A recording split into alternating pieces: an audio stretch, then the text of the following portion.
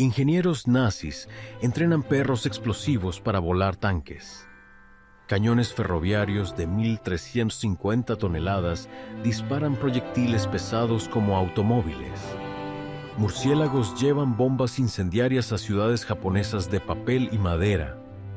Pero ¿cuál arma bizarra resultó demasiado peligrosa incluso para sus propios creadores? Cuando la guerra consume todo, los ejércitos necesitan más que solo soldados y planes. Necesitan ideas salvajes, acción urgente y el valor de intentar cualquier cosa que pueda funcionar. Durante la Segunda Guerra Mundial, cada campo de batalla se convirtió en un campo de pruebas. El pensamiento inteligente ya no era solo útil, se convirtió en cuestión de vida o muerte. Nuevas armas aparecieron más rápido que nunca. La presión para vencer al enemigo, contraatacar o destruirlo, primero llevó a los inventores a trabajar a toda velocidad. Las batallas se volvieron imposibles de predecir. Los ingenieros diseñaron bombas que volaban con alas vivas. Construyeron cañones tan enormes que necesitaban trenes enteros para trasladarlos. Entrenaron perros para hacer estallar tanques. Crearon armas tan extrañas que hasta sus creadores se preguntaban si funcionarían. Nada parecía demasiado loco si podía ayudar a ganar la guerra. Ser ingenioso se volvió peligroso. La ciencia se convirtió en otro tipo de campo de batalla. ¿Qué sucede cuando el pensamiento inteligente da paso a la acción desesperada? ¿Qué tipo de guerra comienza cuando desaparecen todas las reglas? ¿Y cuántas de esas ideas salvajes sobrevivieron después de que terminó la lucha? Esta fue la guerra total, el nacimiento de la invención descontrolada. La Segunda Guerra Mundial cambió para siempre cómo la ciencia y la destrucción trabajaban juntas.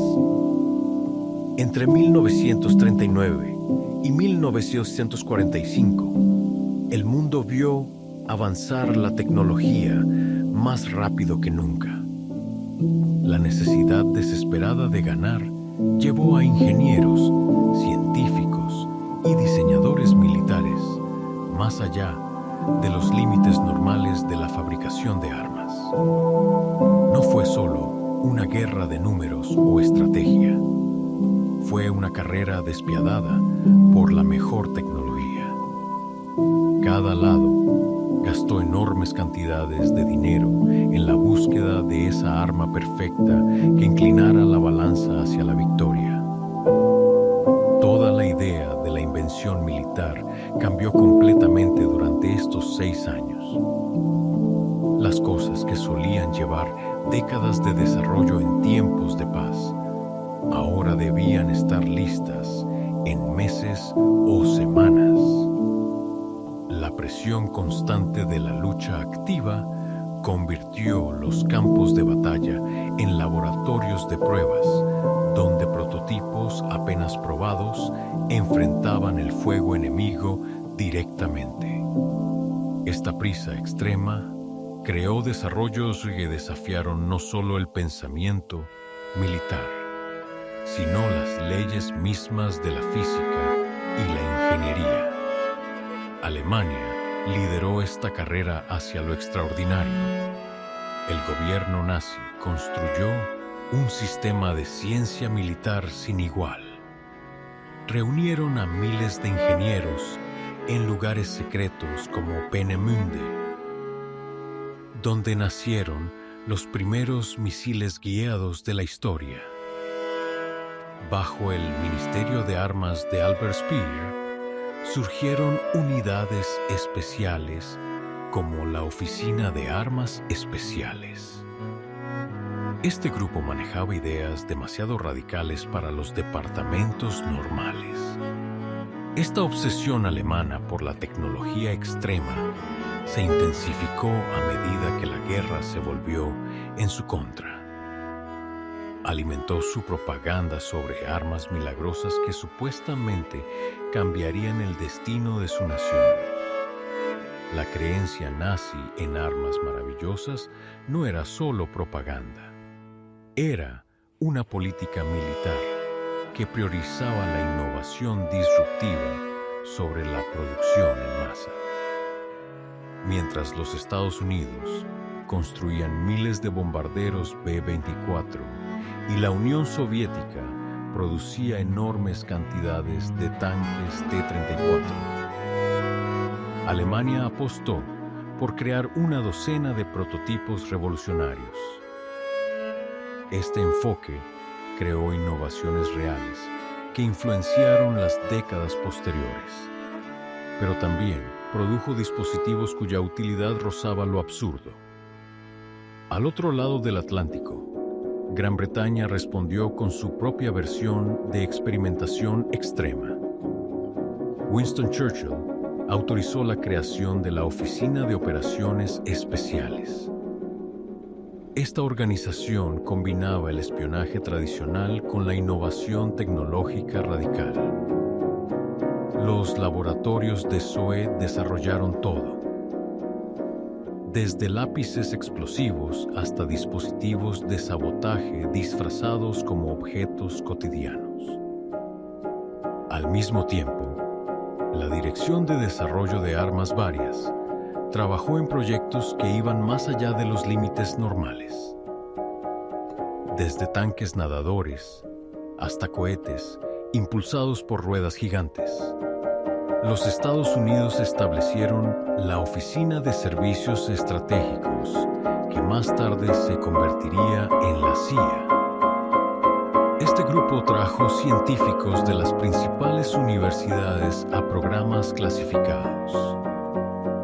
Los laboratorios estadounidenses no solo trabajaron en la bomba atómica, explorarían todo, desde productos químicos de control mental hasta sistemas que utilizaban animales para misiones de combate. El poder industrial estadounidense permitió que incluso las ideas más locas obtuvieran financiamiento y desarrollo completo. Algunas alcanzaron fases de prueba, con resultados inesperadamente destructivos. La Unión Soviética, enfrentándose a la invasión más grande de la historia, adoptó un enfoque práctico, pero igualmente radical. El pensamiento soviético se centraba en soluciones simples y baratas que pudieran usarse rápidamente en el frente. Esto llevó a sistemas que parecían primitivos, pero que demostraron ser muy efectivos en combate. El Ejército Rojo experimentó con recursos biológicos, dispositivos básicos de control remoto y tácticas que rompían todas las reglas militares anteriores. Japón, geográficamente aislado y limitado en recursos, desarrolló una filosofía militar que combinaba la tradición samurái con la innovación tecnológica extrema. Su doctrina de sacrificio total se volvió real en armas diseñadas específicamente para misiones suicidas. Desde aviones cohete tripulados hasta diminutos submarinos. Estas no eran ideas desesperadas de último minuto. Eran desarrollos planificados, probados y realmente utilizados. Reflejaban una mentalidad militar que priorizaba el impacto psicológico y la eficiencia destructiva por encima de mantener al operador con vida. Este impulso mundial hacia la experimentación militar radical produjo armas que desafiaron categorías normales. Emergieron nuevos dispositivos que combinaban la ingeniería de aviones con sistemas de control animal. Otros mezclaron la energía de cohetes con estructuras de madera. Los vehículos redefinieron conceptos básicos como movimiento, blindaje y potencia de fuego. Muchas de estas creaciones funcionaron bien en situaciones específicas. Otras fracasaron espectacularmente. Todas representan pruebas reales de una era donde la línea entre innovación y desesperación se volvió imposible de ver. El tiempo fue el factor clave en esta evolución. A diferencia de los períodos de paz, donde la nueva tecnología militar se desarrollaba lentamente durante décadas, la Segunda Guerra Mundial comprimió ciclos completos de investigación, desarrollo, prueba y uso en períodos que rara vez duraban más de 2 años. Esta aceleración produjo avances genuinos que sentaron las bases para desarrollos posteriores, pero también creó un número extraordinario de proyectos que, aunque funcionaron, resultaron imprácticos para la guerra real. El Krumlauf fue un arma que intentó resolver un problema imposible: cómo disparar alrededor de esquinas sin ser disparado uno mismo. La brutal lucha en las calles de Stalingrado había enseñado una lección mortal. El primer soldado en doblar una esquina rara vez vivía para contarlo.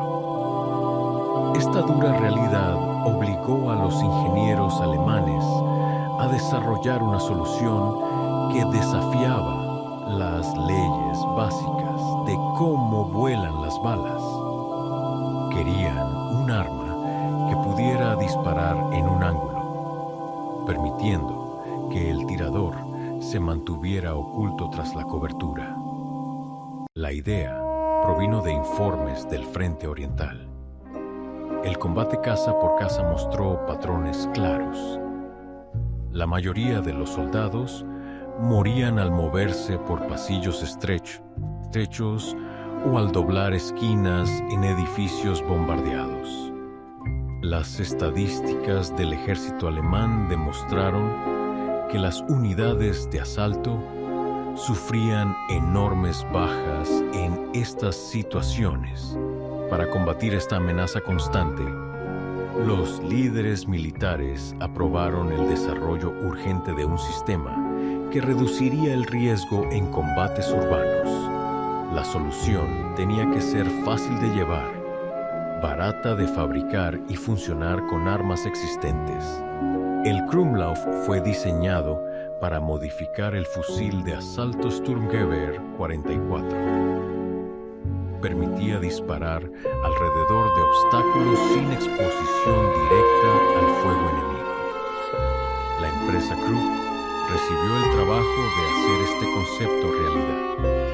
Diseñaron versiones con curvas de 30, 45, 60 y hasta 90 grados. Cada una estaba destinada a diferentes usos. Las versiones de ángulo más pronunciado estaban pensadas para vehículos blindados, especialmente en puntos ciegos donde la puntería directa era imposible. La versión de 30 grados fue la única producida en números significativos. Ofrecía el mejor equilibrio entre resistencia, precisión de disparo y duración del cañón. El Krumlauf no era simplemente un tubo curvado. El diseño incluía un sistema de periscopio que permitía al operador apuntar sin asomar la cabeza. Esta mira utilizaba un conjunto de espejos montados en ángulos y protegidos por una caja de metal. Para evitar problemas balísticos, se desarrolló un estriado especial para guiar la bala a través de su trayectoria curva. Sin embargo, esta adaptación ponía una gran tensión en la estructura del cañón y en la bala misma. Las pruebas de laboratorio mostraron que las balas sufrían daños graduales, especialmente de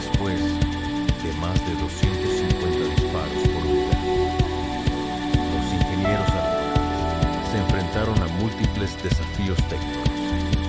Uno de los principales era que las balas se rompían dentro del cañón. En muchos casos, la bala no podía soportar el giro forzado dentro del cañón y se rompía. Esto creaba un patrón de disparo caótico similar al de una escopeta. Esto reducía drásticamente la penetración y afectaba la seguridad del tirador, a pesar de los intentos de reforzar la bala. El problema continuaba debido a las leyes físicas involucradas en una curva forzada. El entrenamiento de las tropas requería reaprender cómo ver y apuntar. Los periscopios invertían la orientación espacial y cambiaban la percepción de profundidad. Los manuales de usuario incluían ejercicios específicos para recalibrar la puntería y entender cómo la curva afectaba a dónde iban las balas. Las unidades seleccionadas practicaban con objetivos en movimiento y objetivos protegidos por esquinas artificiales para simular combates urbanos reales. El Krumlauf mostró que incluso las ideas más inusuales podrían tener alguna utilidad práctica, pero también demostró que la física tiene límites que no pueden ser superados solo por ingeniería. Cuando las defensas aéreas estadounidenses se volvieron imposibles de penetrar con aviones japoneses normales, el arsenal naval de Yokosuka ideó una respuesta que eliminó por completo la idea de regresar a casa. Diseñaron una bomba voladora tripulada diseñada para superar a cualquier interceptor a través de pura velocidad. Este fue el Mi-17 Oka, cuya creación en sí representó un cambio radical en el pensamiento de armas de su tiempo. La lógica detrás del Oka era directa y brutalmente práctica. Los cazas estadounidenses estaban derribando sistemáticamente bombarderos japoneses antes de que pudieran acercarse lo suficiente a sus objetivos. Las bombas normales fracasaban contra el blindaje reforzado de los acorazados y portaaviones. En esta situación, la única forma de garantizar un golpe directo era combinar el arma y el piloto en un solo sistema. El diseño del Oka eliminó completamente cualquier elemento innecesario. Sin tren de aterrizaje, sin instrumentos para viajes de regreso, sin sistemas de navegación de respaldo. Todo servía a un solo propósito: llevar una enorme carga explosiva a máxima velocidad contra un objetivo naval. El cuerpo fue construido con una combinación de aluminio y madera laminada. Esto respondía a la doble necesidad de ligereza y disponibilidad de material. Esta configuración redujo el peso sin comprometer por completo la resistencia estructural. La carga explosiva central de 1.200 kilogramos de explosivos estaba alojada en la parte frontal del cuerpo, diseñada para detonar después de penetrar el objetivo. A esa velocidad terminal, incluso los acorazados, con blindaje reforzado, eran vulnerables a impactos directos. La potencia provenía de 3 cohetes de combustible sólido tipo 4, desarrollados por Kayaba Kogyo. Cada uno ardía durante 10 segundos. Juntos proporcionaban 800 kilogramos de empuje, suficiente para llevar al Oka desde una velocidad inicial de planeo a más de 580 millas por hora en su fase final. Esta aceleración brutal hacía casi imposible ser interceptado por los cazas de escolta estadounidenses en los segundos críticos antes del impacto. Sin embargo, el diseño tenía una grave limitación estructural. El Oka necesitaba ser transportado al punto de lanzamiento por un bombardero Mitsubishi Geiko-4M2 Betty. Esta aeronave tenía que acercarse a menos de 20 millas del objetivo naval antes de soltar el arma. En esa fase, el Oka descendía, planeando a una altitud operativa óptima. En ese momento, se encendían los cohetes. Esta completa dependencia del bombardero madre se convirtió en la debilidad fundamental del sistema. Los bombarderos japoneses, grandes y lentos, eran objetivos prioritarios para los cazas estadounidenses. Muchos fueron derribados antes de llegar siquiera al punto de liberación. Esta situación comprometió todo el sistema. La pérdida de un solo bombardero significaba la destrucción del Oka y su piloto antes de comenzar la misión. A pesar de las escoltas aéreas de los cazas Mitsubishi Zero, la supremacía aérea aliada en el Pacífico Occidental dificultó extremadamente completar con éxito el ciclo de despliegue. Entrenar a los pilotos de Oka fue específico y rápido. Muchos de ellos eran jóvenes sin experiencia real en combate. Su preparación se centraba en el control del planeo, la orientación espacial a alta velocidad y la identificación de objetivos navales desde altitudes medias. Se utilizaron planeadores sin motor para la instrucción inicial. Los controles del Oka se simplificaron deliberadamente, reduciéndose al mínimo necesario para ajustar la elevación y la dirección en los últimos segundos. No existía un mecanismo de escape. Una vez que comenzaba el descenso, el piloto se convertía en parte del arma. El despliegue operativo comenzó en la batalla de Okinawa en abril de 1945. Las formaciones consistieron en oleadas de bombarderos, cada uno portando un Oka debajo. En total, Japón produjo más de 850 unidades, aunque solo 74 fueron lanzadas en combate real. La mayoría fueron destruidas antes de alcanzar la distancia de activación. En algunos casos, el enemigo logró detectar el acercamiento y maniobrar fuera del ángulo de ataque antes del impacto. Sin embargo, los impactos exitosos mostraron un poder destructivo considerable. El USS Manhat L. Abele, un destructor estadounidense, fue hundido tras un impacto directo del Oka, marcando la primera víctima confirmada del sistema. Otros barcos, aunque no hundidos, sufrieron daños estructurales severos. La explosión penetró la cubierta y produjo enormes incendios en compartimentos internos.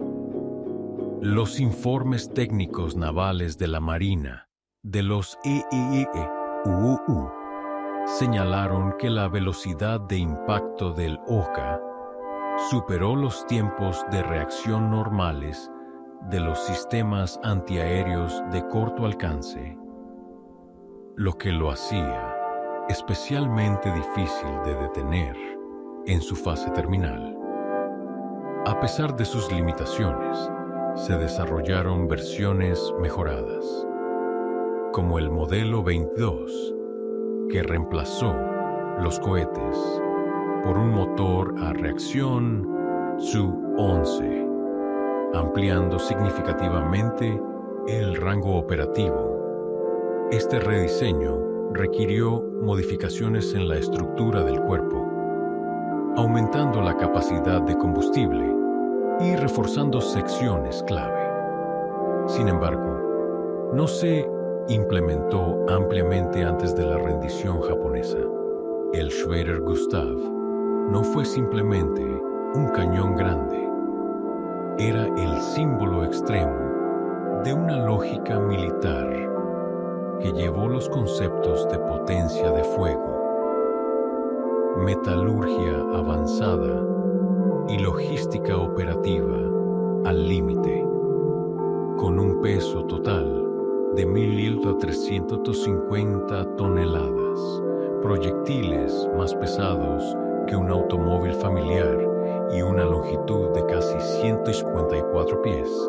Este cañón ferroviario representó el cenit de la artillería pesada en la historia de la guerra moderna. En 1934, el alto mando alemán pidió a la empresa Krupp un diseño que, en papel, parecía imposible de construir. Querían un arma capaz de destruir fortificaciones de hormigón armado de 23 pies de grosor o penetrar blindaje de acero de 3 pies de espesor, mientras se mantenía fuera del alcance de la artillería enemiga. Esta solicitud se basó en estudios de las defensas francesas de la línea Maginot. Aunque el arma no se completó a tiempo para ser utilizada contra ellas, el resultado fue el Gustav, cuyo diseño requería reingeniería completa del concepto de artillería móvil. El cañón tenía un tubo de 107 pies de largo, con un calibre de 31 pulgadas. Su estructura requería un doble riel ferroviario para distribuir su enorme masa. 80 ruedas especiales, montadas en bogies de 5 ejes, soportaban la carga en 2 chasis articulados. Esta complejidad era necesaria para manejar el retroceso, mantener el equilibrio durante el disparo y proporcionar estabilidad en terrenos variables. La munición del Gustav era tan extraordinaria como su tamaño. Se diseñaron 2 tipos principales de proyectiles. Un proyectil explosivo que pesaba 10.580 libras, con un alcance máximo de 29 millas, y otro proyectil perforante que pesaba 15.650 libras, que podía golpear objetivos a 24 millas, con fuerza capaz de penetrar búnkeres subterráneos. Cada proyectil requería ser cargado con una grúa especial y venía acompañado de cargas propulsoras insertadas manualmente por operadores entrenados. La operación de carga por sí sola podía durar hasta 45 minutos. Construir el Gustav fue un desafío metalúrgico sin precedentes. Krupp desarrolló aceros especiales con tratamientos térmicos progresivos para soportar las presiones internas del disparo. Forjar el tubo principal tomó varios meses y su ensamblaje requirió instalaciones industriales personalizadas.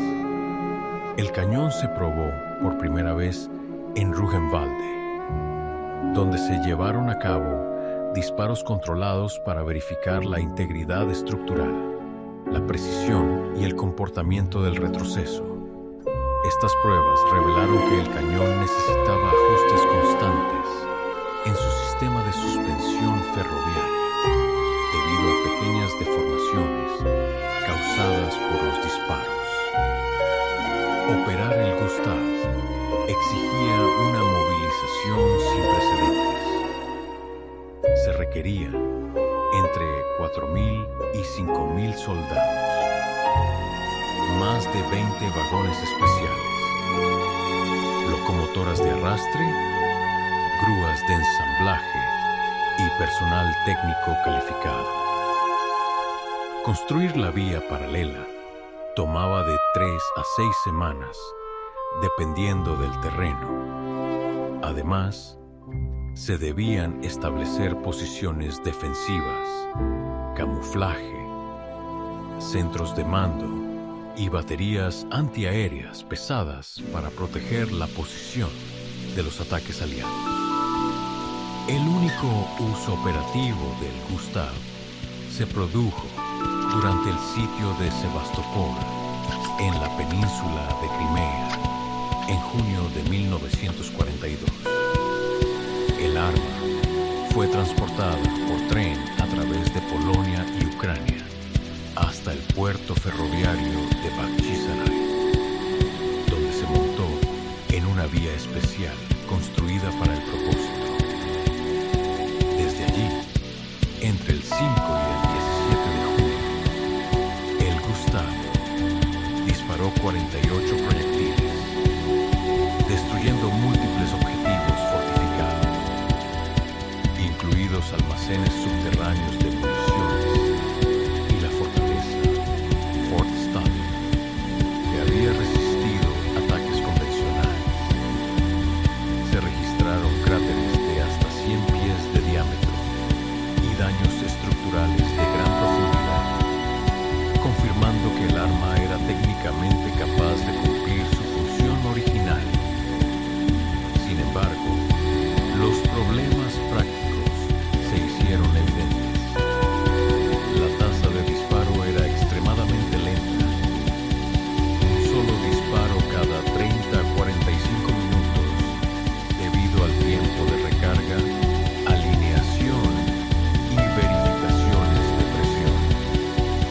El cañón requería el reemplazo del cañón cada 50 disparos debido al desgaste interno.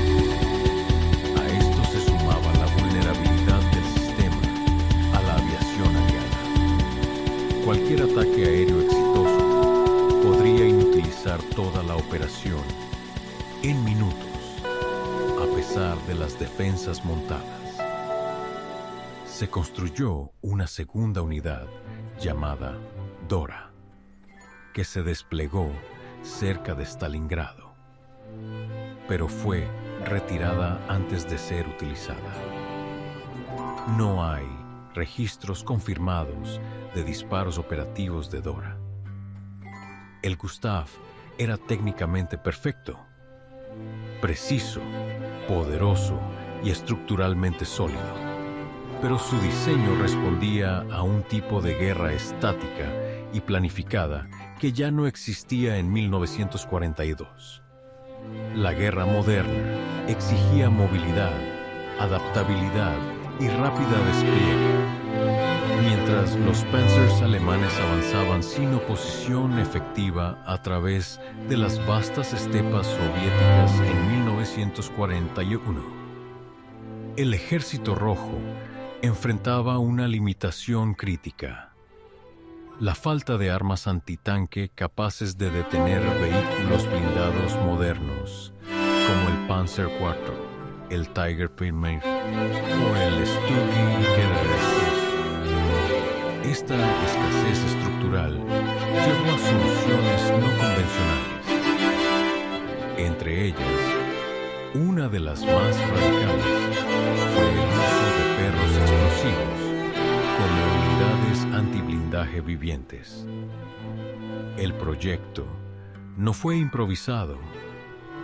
Fue el resultado de una investigación sistemática iniciada varios años antes del conflicto. En 1935, el Servicio Canino Militar comenzó a experimentar con el uso de perros en aplicaciones militares ofensivas.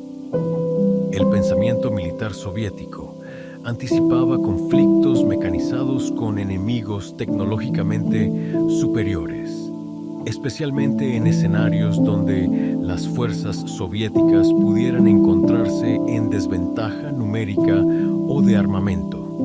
El método central se basaba en el entrenamiento a través de recompensas. Los perros fueron entrenados, principalmente pastores alemanes y razas grandes mestizas, para asociar los vehículos blindados con comida. Durante semanas, los animales fueron alimentados exclusivamente bajo los tanques soviéticos soviéticos estáticos. Luego se introdujo el ruido del motor y el movimiento lento. La progresión alcanzó vehículos reales en movimiento. En teoría, esto creaba una respuesta automática. Al escuchar o ver un tanque, el perro se dirigía instintivamente hacia él en busca de comida. La carga explosiva estándar consistía en 22 a 26 libras de TNT instaladas en un arnés de lona reforzado. Este arnés estaba diseñado para distribuir el peso de manera equilibrada y permitir la movilidad completa. Un tensador vertical sobresalía por encima de la espalda del animal, activando el detonador por contacto cuando el perro se metía debajo del chasis del vehículo. El sistema no usaba temporizadores ni control remoto en su versión original. La explosión ocurría por contacto físico directo. Cada unidad de combate con perros bomba operaba como un pelotón especializado de 27 perros divididos en escuadras de 9, cada una con sus manejadores. Estos soldados recibieron entrenamiento específico en manejo de perros, señales de despliegue táctico y procedimientos de evacuación en caso de error. El transporte al frente se realizaba en camiones gas AAA adaptados con compartimentos ventilados. Los animales eran descargados a corta distancia de las líneas alemanas y liberados al recibir señales visuales o sonoras. El primer despliegue significativo tuvo lugar en otoño de 1941 durante operaciones defensivas antes de la batalla de Stalingrado. Los informes operativos del 62 Motor O Ejército muestran la destrucción de 3 vehículos alemanes durante un ataque coordinado. Sin embargo, surgieron problemas críticos de inmediato. Muchos perros entrenados con tanques soviéticos no diferenciaban adecuadamente entre vehículos blindados, amigos y enemigos. Más de una vez, los animales regresaron a las trincheras soviéticas, haciendo estallar la carga en posiciones aliadas y causando bajas significativas. En la campaña del Cáucaso, una unidad del Frente Transcaucásico sufrió un fracaso total. Bajo intenso fuego de artillería, los perros se confundieron, corrieron en múltiples direcciones y causaron explosiones incontroladas.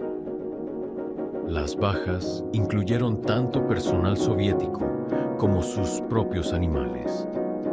Estos eventos confirmaron una de las limitaciones estructurales del sistema: la imposibilidad de controlar el comportamiento animal en condiciones de combate reales. El alto mando alemán no tardó en reaccionar. Se implementaron contramedidas específicas. Se ordenó el disparo inmediato de cualquier perro visto en zonas de combate. Se establecieron patrullas de caza de perros y se emitieron boletines tácticos advirtiendo sobre el posible uso de animales como minas móviles. Sin embargo, distinguir entre animales civiles y entrenados era difícil en áreas rurales del Frente Oriental, reduciendo la efectividad de estas medidas.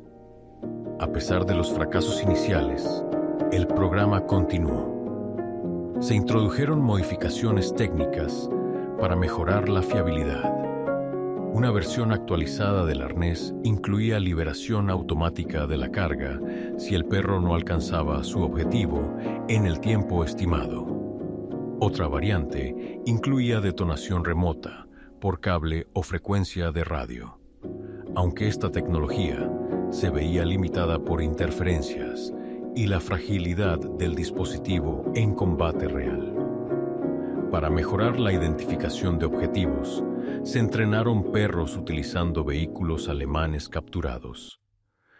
evitando así la confusión con unidades soviéticas.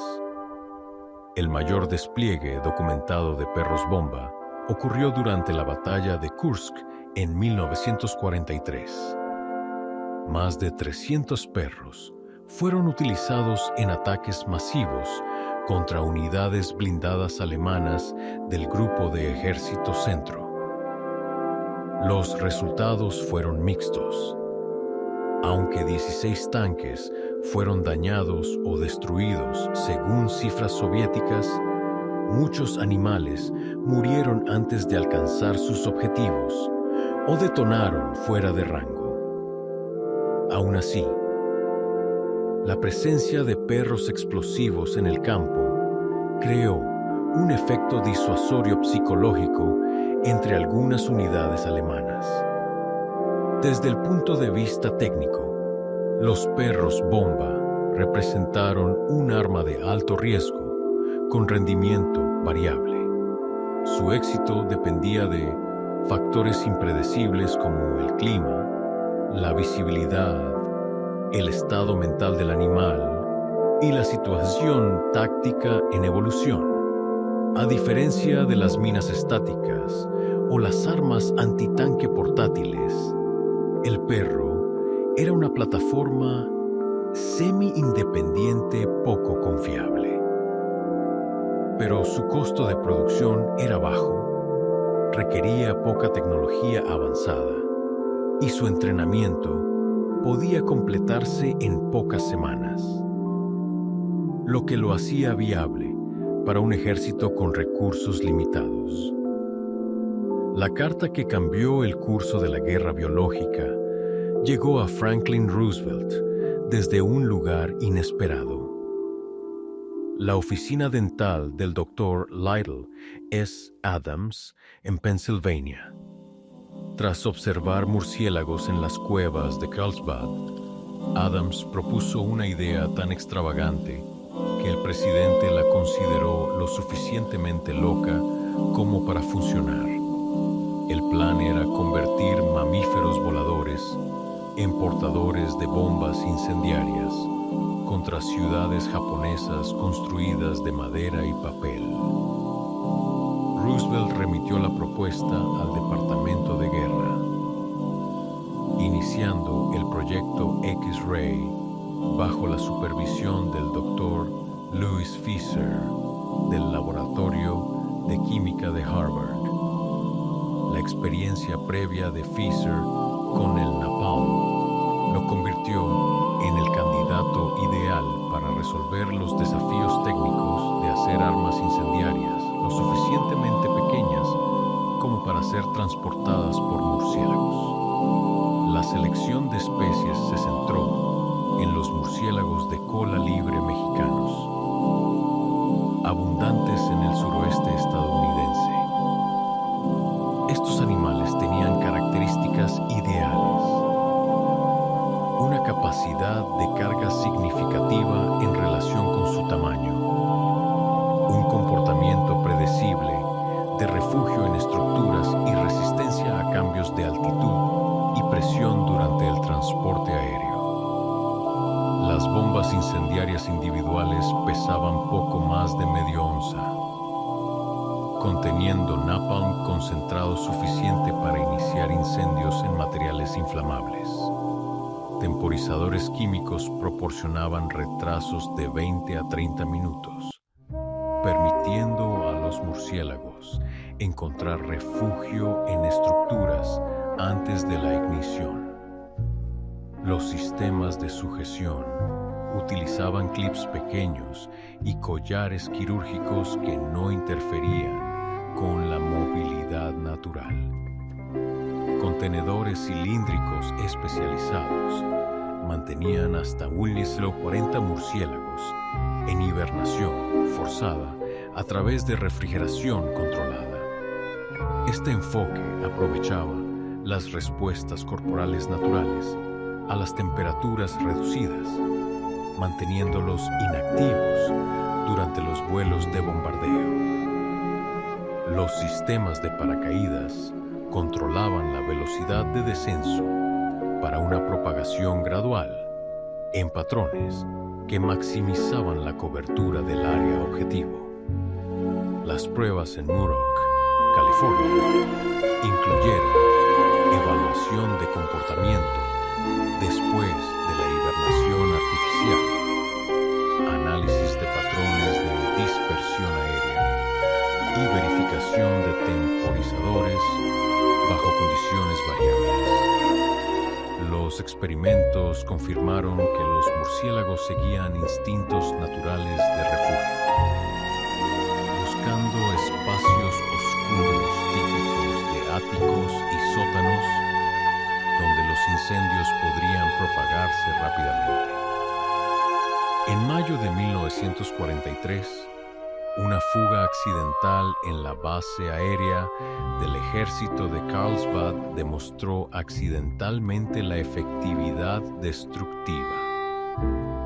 Varios murciélagos equipados con dispositivos incendiarios buscaron refugio en hangares de la base, iniciando incendios incontrolados que destruyeron instalaciones de mantenimiento.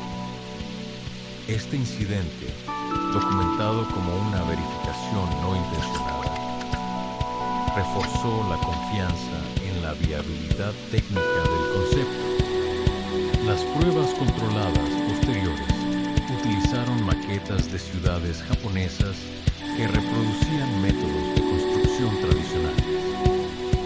Los resultados confirmaron que un bombardero B-24 cargado con contenedores podía iniciar más de 3.500 incendios simultáneos esparcidos por una gran área urbana, superando cualquier ataque de fuego convencional.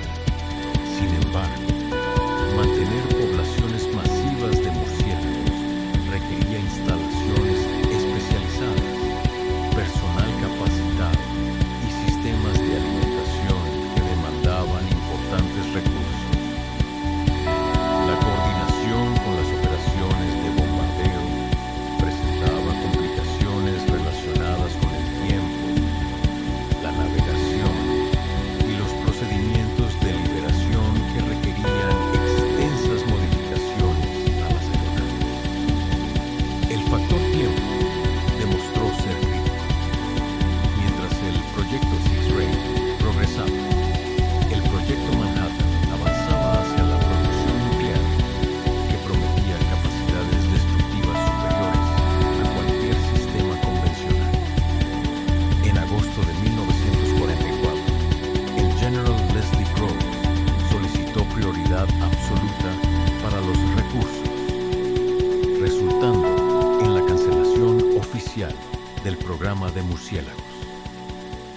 La decisión reflejó cálculos estratégicos que priorizaban la concentración nuclear sobre enfoques experimentales. Los analistas concluyeron que, aunque técnicamente viable, el sistema requeriría períodos de desarrollo que excedían los horarios operativos para finalizar la guerra en el Pacífico. Pocas armas en la historia militar han combinado una ambición técnica extrema con resultados catastróficamente espectaculares como el Gran Panjandrum. Esta rueda explosiva, propulsada por cohetes, representó el pináculo de la experimentación británica durante la preparación para Normandía. Era un dispositivo que prometía revolucionar la guerra de playa, pero terminó siendo más peligroso para sus operadores que para el enemigo. La Dirección de Desarrollo de Armas Varias concibió el Panjandrum como una solución radical para las defensas costeras del muro atlántico. Los planificadores reconocieron que las paredes de hormigón alemán y los obstáculos antitanque requerirían cargas explosivas masivas colocadas con precisión. Esta era una tarea que superaba las capacidades de la artillería naval o el bombardeo aéreo convencional. La configuración consistía en 2 ruedas gigantes de contrachapado de 10 pies de diámetro, conectadas por un eje central que albergaba 4.000 libras de explosivos de alta potencia.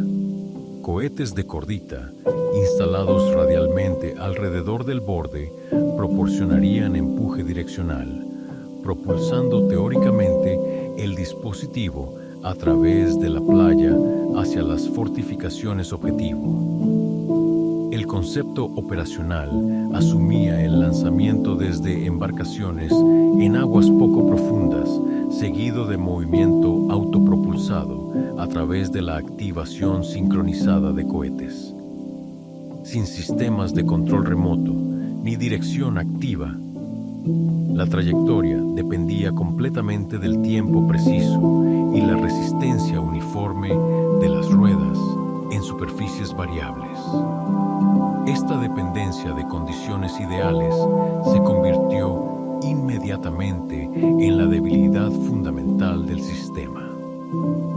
Las pruebas comenzaron en septiembre de 1943 en Westward Ho, Devon, una playa seleccionada por su similitud topográfica con Normandía, pero su naturaleza no clasificada permitió la observación no autorizada por civiles e incluso la filmación por parte de Path and News. La primera prueba reveló problemas catastróficos. La ignición desigual de los cohetes provocó giros incontrolables, una severa inclinación lateral y una pérdida total de dirección. El Panjandrum giró violentamente, se desvió del curso planeado y se detuvo cuando varios cohetes se desprendieron debido a fuerzas de giro excesivas. Los intentos de corrección incluyeron una tercera rueda estabilizadora central y cables guía conectados a controles costeros. Estas modificaciones introdujeron complicaciones adicionales sin resolver problemas fundamentales. La tercera rueda interfería con la capacidad de cruzar obstáculos, mientras que los cables se enredaban con los cohetes en rotación y se rompían durante las primeras fases del movimiento. La separación de cohetes durante la operación creó peligros extremos para los observadores y el personal técnico. Los cohetes liberados volaban de manera impredecible, con combustible no quemado, golpeando las posiciones de observación y obligando a detenerse temporalmente mientras se revisaban las normas de seguridad. La demostración más documentada ocurrió ante altos oficiales y representantes del Ministerio de Abastecimiento, diseñada para mostrar la viabilidad antes de la aprobación para producción. El Panjandrum recorrió apenas 130 pies antes de experimentar una falla catastrófica. Múltiples cohetes se desprendieron simultáneamente, causando una pérdida total de potencia y una detonación parcial de explosivos debido a daños en los sistemas de seguridad. Los observadores oficiales concluyeron que el dispositivo presentaba riesgos inaceptables para las fuerzas aliadas. Estos incluían detonaciones prematuras, trayectorias impredecibles hacia las propias tropas y fragmentación peligrosa en áreas densamente ocupadas por personal militar. La evaluación final determinó que ninguna modificación viable podría resolver las limitaciones fundamentales de estabilidad y control. El programa fue cancelado oficialmente en 1944, liberando recursos para proyectos con mayor probabilidad de contribuir efectivamente a las operaciones en Normandía. Ningún Panjandrum fue desplegado durante el día D. Los prototipos fueron desmantelados y los materiales recuperables redirigidos hacia sistemas convencionales. El Gran Panjandrum muestra perfectamente cómo la ambición técnica, sin una consideración adecuada de los principios físicos fundamentales, puede producir sistemas que Koech, aunque conceptualmente innovadores, fracasan espectacularmente en su aplicación práctica. En el sótano del Museo de Tanques de Kubinka reposa uno de los misterios más profundos de la Segunda Guerra Mundial. Un vehículo blindado de configuración esférica, cuyo propósito, origen específico y circunstancias operativas desafían décadas de investigación especializada. El único Kugelpanzer conocido representa el ejemplo más extremo de la experimentación alemana en diseño de vehículos. Es un artefacto que parece más apropiado para la ciencia ficción que para los campos de batalla históricos. Las tropas soviéticas descubrieron este enigma durante la ocupación de Manchuria en agosto de 1945. Aunque las circunstancias exactas permanecen sin documentar, las evidencias circunstanciales sugieren un descubrimiento en instalaciones japonesas, posiblemente como resultado de transferencias tecnológicas del eje. Estas incluían torpedos avanzados, motores de cohete y otros desarrollos alemanes transportados por submarinos tipo Unimdeode. Las dimensiones confirman un diseño para operación individual: 5 pies de longitud, 4 pies de altura, 3 pies de ancho. La configuración estructural se basa en 2 ruedas metálicas completamente cerradas que forman los lados, conectadas por un compartimento cilíndrico central que contiene la cabina del operador. Un rodillo estabilizador trasero evita volcarse durante el movimiento irregular. La protección de blindaje es deliberadamente ligera, entre 5 y 8 milímetros de grosor, suficiente solo contra fragmentos o fuego de armas ligeras a distancias moderadas. Esta limitación indica claramente que el vehículo evitaba el combate directo, sugiriendo roles que enfatizaban el sigilo, el reconocimiento o el apoyo especializado, en lugar de la capacidad de lucha en la línea del frente.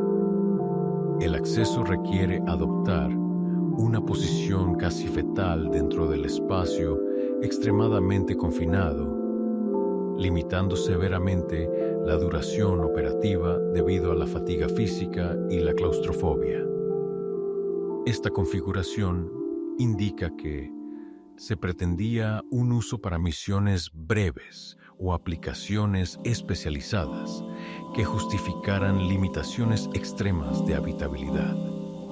La visión se proporciona a través de una ranura frontal protegida por una tapa deslizante, pero sin sistemas ópticos avanzados, miras telescópicas o equipos de puntería típicos de vehículos militares.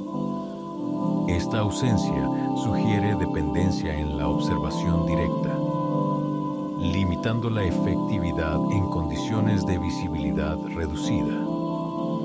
No existen puntos de montaje identificables para armas, aunque la especulación sugiere un posible espacio para una ametralladora ligera alineada con la ranura de visión. Sin embargo, la ausencia de evidencia física de sistemas de armas, municiones o mecanismos de control refuerza las conclusiones de que no fue diseñado para el combate directo. El sistema de propulsión original fue removido o nunca se completó durante la captura, complicando el análisis de las capacidades de movilidad. Las evaluaciones técnicas sugieren que un pequeño motor de motocicleta habría proporcionado la potencia adecuada con transmisión diferencial, controlando las ruedas laterales para maniobras direccionales. La ausencia de suspensión convencional indica dependencia de grandes ruedas para la absorción de impactos. Las marcas de fabricación confirman origen alemán asociado con Krupp. Pero no existen registros en archivos desclasificados que documenten especificaciones, números de producción o asignaciones operativas. Esta ausencia sugiere una estricta clasificación o desarrollo bajo autoridad especial que evitó canales administrativos normales. La teoría más creíble propone su uso como vehículo de reconocimiento para infiltración sigilosa, aprovechando su inusual perfil visual que confundiría la identificación a distancia. La forma esférica proporcionaría un camuflaje efectivo cuando se estuviera quieto, especialmente en terreno con vegetación densa donde podría confundirse con formaciones naturales. Teorías alternativas sugieren su uso como vehículo de enlace para comunicaciones entre posiciones aisladas, aprovechando el tamaño compacto para la movilidad en túneles, trincheras o áreas urbanas donde los vehículos convencionales no podían operar. Una tercera hipótesis propone una función defensiva especializada para instalaciones críticas como aeródromos o depósitos, donde la patrulla perimetral proporcionaría vigilancia continua sin personal dedicado. El diseño compacto permitiría operar en espacios reducidos típicos de instalaciones subterráneas o búnkeres. La presencia en Manchuria confirma la transferencia de Alemania como parte de los intercambios tecnológicos que incluían múltiples prototipos transportados por submarinos alemanes. El hecho de que solo se haya descubierto un ejemplo sugiere que nunca progresó más allá de la fase experimental o que la producción fue extremadamente limitada. El Kugelpanzer sigue siendo una prueba real de la radical experimentación alemana, cuando la presión operativa y la ideología de las armas milagrosas impulsaron la exploración de conceptos que desafiaban los principios establecidos del diseño de vehículos. Su preservación en Kubinka asegura que las futuras generaciones puedan estudiar la evidencia física de uno de los experimentos más inusuales en el desarrollo de vehículos blindados. Proporciona perspectivas sobre los límites de la innovación técnica en tiempos de guerra total y la disposición de las organizaciones militares para explorar soluciones radicales cuando los métodos convencionales parecen inadecuados para desafíos operativos específicos. Estas armas y vehículos representan más que experimentos fallidos o innovaciones exitosas. Nos muestran lo que sucede cuando la creatividad humana se encuentra con las presiones desesperadas de la guerra total. Nos recuerdan que en los momentos más oscuros de la historia, la línea entre el genio y la locura se vuelve muy delgada. El legado de estas armas inusuales vive en la tecnología militar moderna.